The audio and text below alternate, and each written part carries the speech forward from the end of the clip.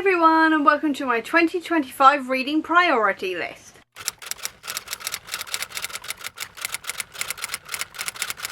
Lots of people are doing 25 priority books for 2025, and quite frankly I've got more than that because there are a lot of books I want to get to this year. So let's just get right into these stacks and talk about all of the books that I really want to read this year. How I'm going to do this is I'm going to start with the physical books, then go through the ebooks, and then talk about the series that I really want to continue on this year.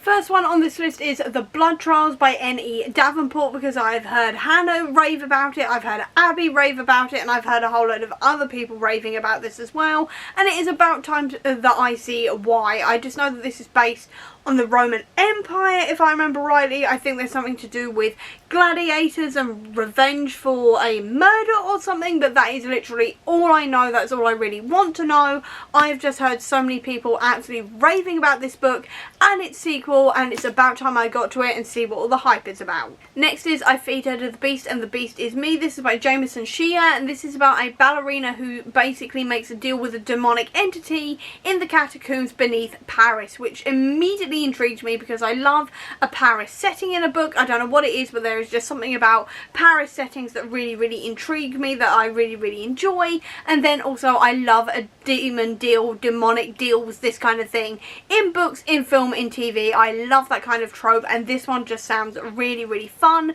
really up my alley, and it is definitely going to be a spooky October read. Then there is The Bad Ones by Melissa Albert, and this is on this list because I've enjoyed everything else Melissa Albert has written, from the Hazelwood series to Our Crooked Hearts. This is the latest book that she's released to my knowledge, and it's the only one I haven't read that I own, so I really want to read this one this year and keep on top of Melissa Albert's work. There's also Immortal Longings by Chloe Gong, and this one is an Antony and Cleopatra retelling with Hunger Games vibes. That's all I really know, that's all I really want to know. I just know, once again, loads of people have absolutely raved about this, and I've always wanted to try out Chloe Gong's work. I have tried the Romeo and Juliet one that's named completely escaped me. Is it in the front of this?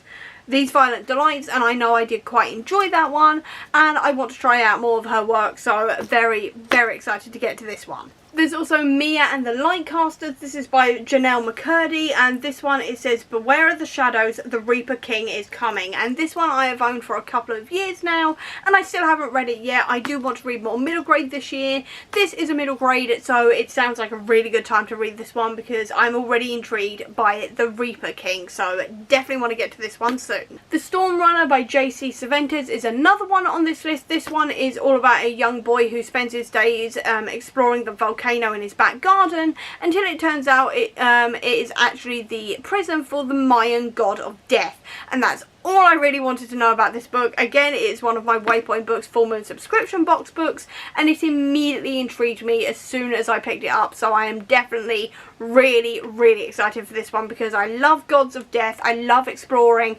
different types of mythology from around the world, and also I know I really enjoy the Rick Riordan Presents imprint, so very excited for this. Then there are three other Waypoint Books Full Moon subscription box books that I want to quickly go through. The first one is Dreadful by Caitlin Rosakis, and this is about a guy who wakes up in an evil villain's lair, and it turns out he is actually the evil villain. He just has no memory of it, and he's got to try and figure out if he could be a little bit more good or if he's going to go full evil. I've heard that this is really funny, and I really want to give it a go. I have been excited about this one ever since I heard about it, so really intrigued by it. There is also The Raven Boys by Maggie Stiefvater, and this says, If you kiss your true love, he will die, and this is about clairvoyance. I know that Olivia from Olivia's Catastrophe has absolutely raved about this book, so I'm really intrigued to see what I think about this one. And then finally, also there is The Last Hope in Hopetown by Maria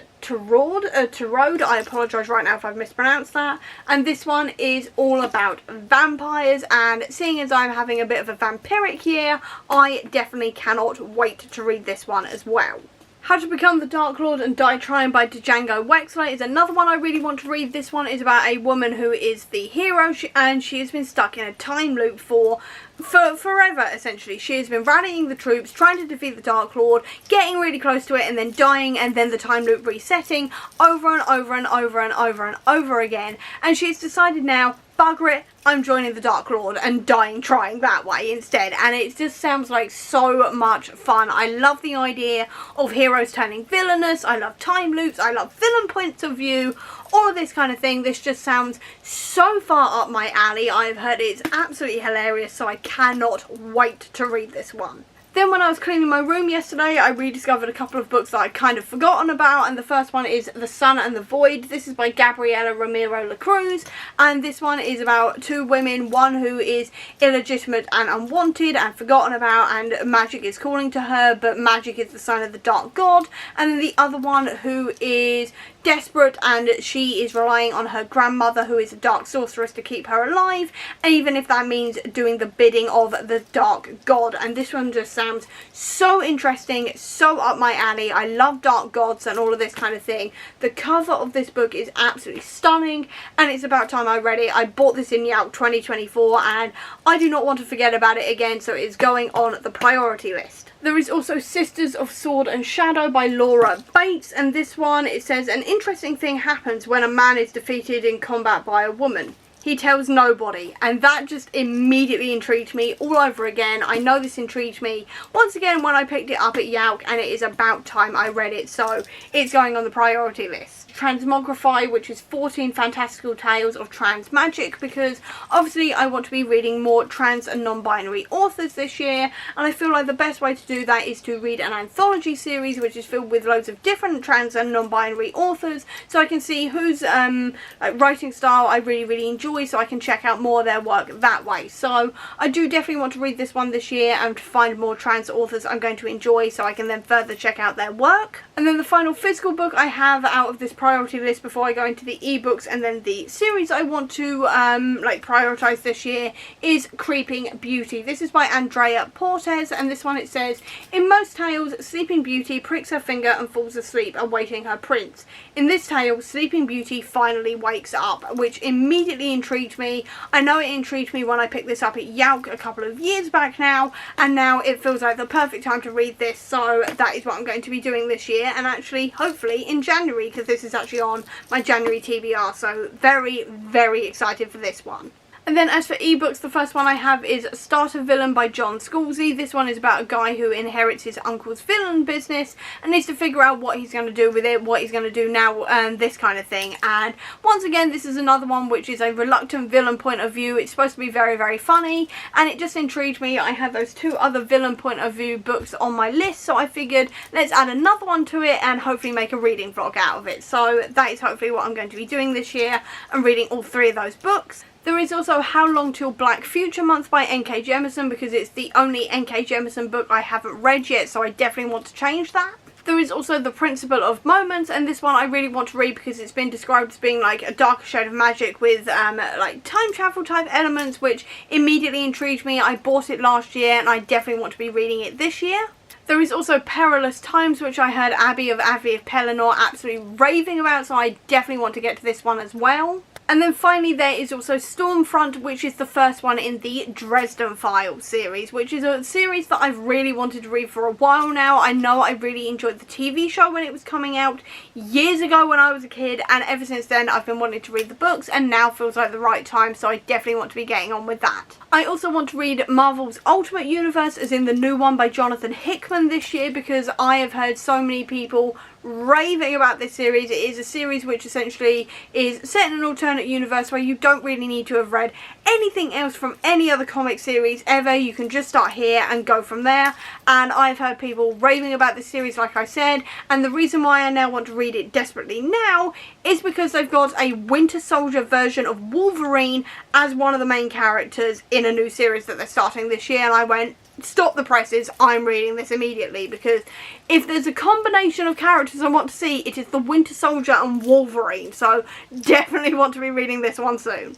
And then the final single thing I have before I go into some of the series I really want to focus on this year is The Infinity Watch by Derek Landy, which is his latest mini event within the Marvel Universe, which is focusing on the Infinity Stones and the new carriers of the stones, which immediately intrigued me already, but then it was written by Derek Landy, who is one of my all-time favourite authors, so I am definitely going to be reading this. I was waiting for it all to come out on Marvel Unlimited, but now it is essentially, I've gone, no, I'm going to need to read this now. So I'm definitely going to be doing that, and I will also be reading as it updates his Doctor Strange in Asgard series as well, because it is Doctor Strange, Derek Landy and Asgard, and I didn't need to know anything else further than that. I just went, well, I'm reading that immediately. So those are going to be definite priorities as well for the year.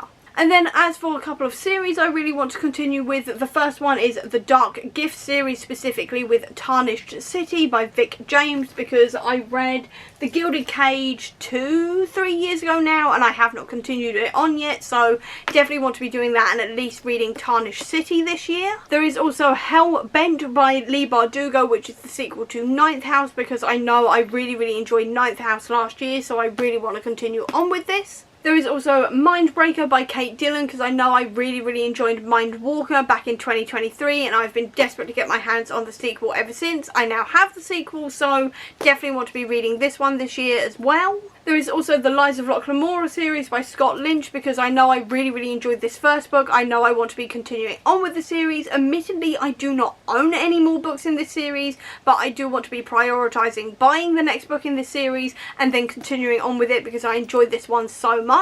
I also want to continue on with Lockwood & Co. by Jonathan Stroud, because I did quite enjoy the first 2 books. I own all 5 of them and it's about time I continued on with the series. I'd also quite like to continue on with the Murderbot series. I really enjoy this one, so I do definitely want to be continuing on with it. I'd also like to continue the Darkwood trilogy. I've read the first one, so I would like to read at least one more, if not the other one as well, and finish out this series this year.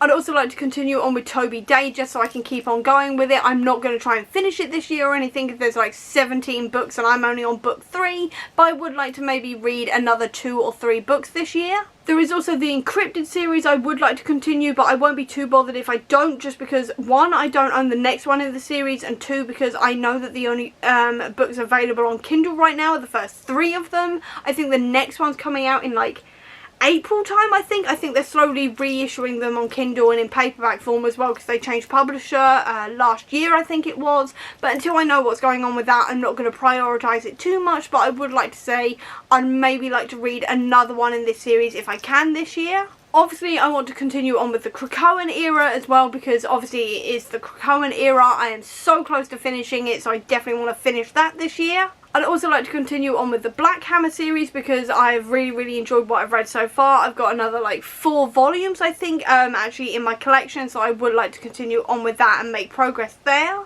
And then finally there is the Fantastic Four by Dan Slott, because I've been putting off reading this series for a while now because I knew the film was coming out, and I was like, no, I'm going to finish it out around the time the film comes out. The film is coming out in July, I think it is, so I'm going to be finishing out this series in July in time for the Fantastic Four movie to come out. And that is all of my priority books for the year. I said it was a long one. I apologise for how long this video is. The editing me is probably hating me right now as well for how long this video was in raw footage, but that is absolutely everything I want to prioritise this year in terms of books and series.